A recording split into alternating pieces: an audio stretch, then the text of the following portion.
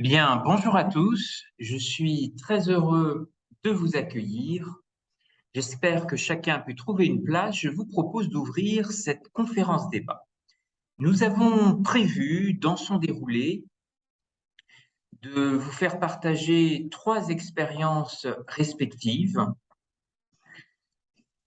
Le déplacement terrain mené sur la réflexion des forêts, au contact de trois espaces différents et milieux innovateurs du Cameroun. Chacune de ces interventions sera ponctuée par une trentaine de minutes d'échange avec vous tous. Alors nous sommes ici sur cette carte et je vous propose peut-être de s'en extraire pour parler ensemble d'innovation et d'innovation en miniature. Bien souvent, toutes ces pratiques innovantes, ces pratiques d'innovation commencent près de chez soi, en des lieux si proches et si petits qu'on ne peut les voir sur aucune carte du monde. Voici à l'écran les grands objectifs que nous espérons partager ensemble lors de cet échange. Nous avons retenu comme thématique les débuts de la New Nature Economy. C'est un concept qui a été largement débattu ici même lors d'un atelier que nous avons organisé avec des organisations de la société civile. Alors, comment lui donner forme? Qu'est-ce que cette New Nature Economy peut représenter et comment la définir avec toutes les formes d'agilité qu'elle accompagne? Eh bien, pour ce faire, nous avons cherché à recenser toutes les pratiques innovantes autour de la valorisation des forêts et en essayant de mettre en cohérence les informations disponibles à travers une boîte à outils. Alors ici, quelques exemples d'univers créatifs qui vont, comme vous voyez ici, du perlage. Il n'y a pas que des perles plastiques, mais il existe aussi des perles nacrées, des huîtres perlières, des moules perlières qui existent sur un certain nombre de cours d'eau dans les forêts. Il y a bien entendu l'exemple de la pharmacopée à faible impact. Et puis, comme vous le voyez ici, il y a aussi beaucoup de modèles qui sont en fait totalement inventés. Et pour accompagner ces modèles, nous avons identifié deux ingrédients. D'une part, la féminisation des filières agroforestières et d'autre part, la maritimisation. Si ces deux ingrédients arrivent à se fédérer, on peut arriver à ce qui a été mis en bas, Cameroun Never Sleep. Ce design thinking veut dire le Cameroun ne dort jamais. Alors, premier défi, la maritimisation. On a cherché à mieux comprendre les échanges transfrontaliers qui existent entre le Nigeria, ce géant économique, et les bassins qui composent les forêts du bassin du Congo.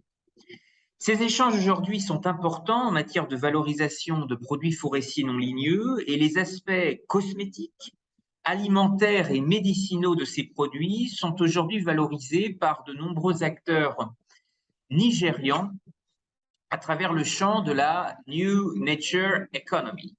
Et nous avons cherché à identifier un meilleur suivi de tous ces échanges. Il existe par exemple une plateforme qui suit statistiquement tous les échanges liés au commerce extérieur du Nigeria. Elle est accessible en ligne et permet de donner une lecture des flux transfrontaliers avec des pays voisins, des pays partenaires. Et pour aller plus loin sur ce défi de la mondialisation, il y a un réseau qui s'est créé et qui s'appelle Si tous les ports du monde, que vous pouvez retrouver assez facilement sur Internet. Alors le nom peut paraître assez particulier, mais en fait, il y a un champ marin qui s'appelle Si tous les gars du monde et qui a inspiré le nom de ce réseau maritime et portuaire. et qui est aujourd'hui présidée par Georges Serre, qui est un ancien ambassadeur de France, qui a été en poste au Cameroun, en République démocratique du Congo et en Côte d'Ivoire également.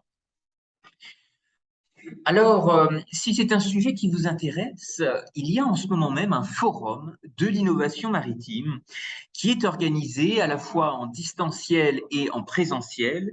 Et c'est une initiative qui est portée par l'ONU maritime, qui a son siège à Londres, sur les bords de la Tamise, et qui a bien entendu énormément de choses à imaginer avec les portes maritimes du Cameroun dans le golfe de Guinée. Deuxième défi, la féminisation. Alors pour pleinement saisir cet enjeu, direction à l'ouest, vers l'un des berceaux culturels du Cameroun, au contact d'une fondation culturelle que certains d'entre vous connaissent déjà, la fondation Jean-Félicien Gatcha, avec un point de départ qui était de mener de premières recherches sur le perlage, pas les perles plastiques, mais les perles véritablement issues des forêts. Et cette fondation regorge de bien d'autres trésors, de pépites, qui nous emmènent aussi vers d'autres ressources, des ressources beaucoup plus créatives et culturelles. Et en relation avec cette fondation, l'un des objectifs a été d'utiliser les registres du conte, du théâtre, pour trouver une narration autour de ça. Ici, quelques photos que vous pouvez retrouver de ce site exceptionnel qui continue pleinement à évoluer et qui célèbre les 20 ans d'anniversaire cette année. Il faut imaginer 20 ans en arrière, une savane sur laquelle il ne restait que 2 arbres. Et voyez progressivement les travaux qui ont été construits. Il y a un laboratoire de plantes médicinales, un espace qui est pleinement lié à l'agriculture et l'intensification biologique. Eh bien, vous savez qu'en associant un groupe de jeunes du dispositif Vacances utiles, notre défi a été justement d'encourager des jeunes à réfléchir à de nouvelles sources d'inspiration et à monter leurs propres pièces de théâtre pour parler d'environnement. Sous forme de poésie, slamation ou pièces de théâtre avec comme élément d'inspiration un poème d'Antoine de Saint-Exupéry qui s'appelle La vérité des orangers. Alors, il y a eu un moment de restitution qui a été organisé autour de la thématique des forêts pour illustrer à la fois avec la thématique du feu que vous voyez ici, tous les défis de la fragilité et également de la déforestation. Alors, vous avez ici un extrait justement de ce poème. La vérité des orangers, ce n'est point ce qui se démontre. Si dans ce terrain et non dans un autre, les orangers développent de solides racines et se chargent de fruits, ce terrain-là, c'est la vérité des orangers. Alors, ce qui est ressorti en fait de ce travail créatif, ce sont surtout des personnages. Vous avez ici, à savoir un artiste plasticien qui fait des tableaux à partir de produits naturels, grains de maïs et grains de haricots. Avec l'usage de ces produits, l'art prend une nouvelle dimension esthétique. Également un musicien qui est toujours sollicité et qui joue du tam-tam, produit avec des troncs d'arbres morts. Et enfin, dernier cas de figure, un griot qui utilise sa kora avec des instruments à cordes produits avec des ressources de la forêt. Vous voyez que toute cette inventivité est exceptionnelle et donc nous avons voulu rassembler une boîte à outils qui a débouché sur un rapport accessible à tous et que nous pouvons vous remettre par voie électronique ou même via WhatsApp. Un dernier élément important, c'est un projet que vous avez ici, c'est le projet Alliance solaire. Il prend un essor important dans l'ouest du Cameroun. Il y a eu à ce titre un plaidoyer important qui a été mené par des femmes élues, notamment la ministre camerounaise de l'Habitat et du Développement urbain. Aujourd'hui, le projet Alliance Solaire est intéressant pour les forêts dans toutes les formes d'autonomisation des communautés autochtones, agricoles et forestières.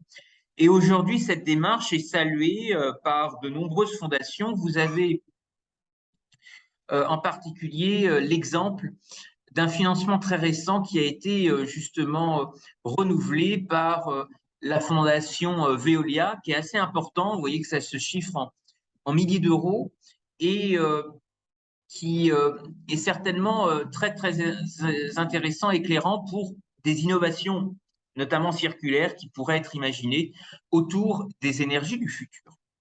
Et cela sera finalement mon message de conclusion, c'est de voir peut-être l'Afrique avec ses innovations en miniature comme la terre des origines et des opportunités.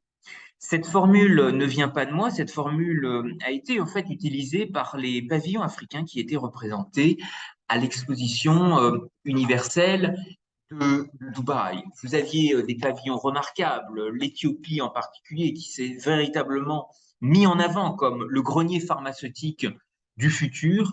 Eh bien, c'est un peu cette idée de considérer finalement l'Afrique comme ce centre vivant qui facilite et qui stimule les opportunités et les connexions.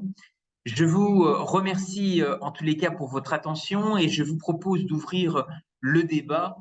Pour lancer les questions, nous allons écouter une performance éco-poétique, Ecoslam for a Forest, qui est réalisée par un ambassadeur du collectif 237 Paroles, un grand artiste slammer, Hugo Tchoumeni, alias Hugo Tchou. Nous poursuivrons ensuite les interventions avec une prise de parole de Stephen Jiki autour du rôle de Douala comme capitale économique du Cameroun, ville des opportunités. Je vous remercie pour m'avoir écouté et je vous propose de suivre l'ensemble de ces interventions qui se déroulent au Bois Saint-Anastasie à Yaoundé, au Cameroun, en Afrique centrale. Merci à vous et au plaisir de poursuivre les échanges, les débats dans le cadre des restitutions vidéo qui ont été envisagées. Merci à vous et bonne journée.